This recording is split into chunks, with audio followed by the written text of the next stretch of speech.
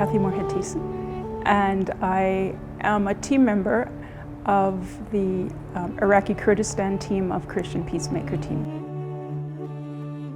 Last May, I was in London on my way to Iraqi Kurdistan for a stint with Christian Peacemaker teams, and I got an email from Ray Dirks, who's the curator here, and he had read an article about me, and he had this idea that maybe I could do a suitcase art exhibition going to the people in Iraqi Kurdistan, and he said not necessarily professional or trained artists, but people who like to draw, who would like to tell their story through art.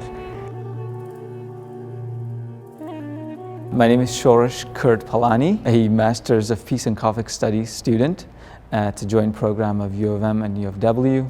I'm also a youth and addictions worker, and I am also a volunteer for the broader community in Winnipeg, doing a lot of social justice.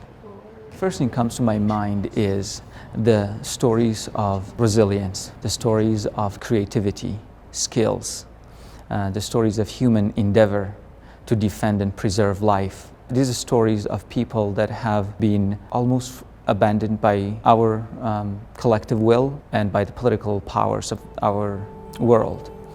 I went to people I knew leaders of the different groups, and I said, do you know people who enjoy drawing that would be willing to share their story with me? When I left in July, I had 50 pieces of art. There were about 35 artists there's about 5 different faith cultural groups that I drew on. All of those are now represented in the small region, that's Iraqi Kurdistan.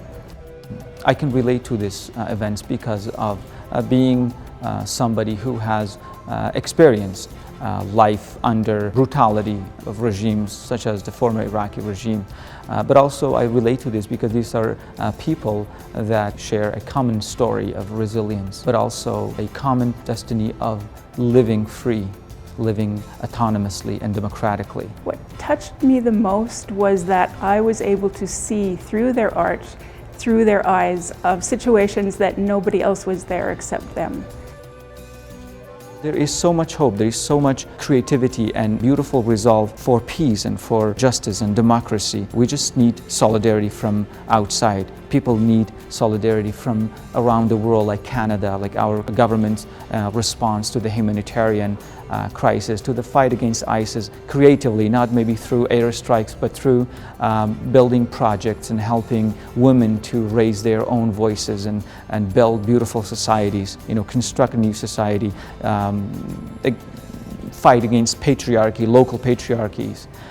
So there's so many beautiful things in Kurdistan and in Shingal and in the rest of the Middle East that speaks of hope, speaks of an extraordinary resolve to live in peace and freedom, and to be in a society where everyone lives peacefully together in a society that no one has to dominate the other for any political, religious, or sectarian reasons.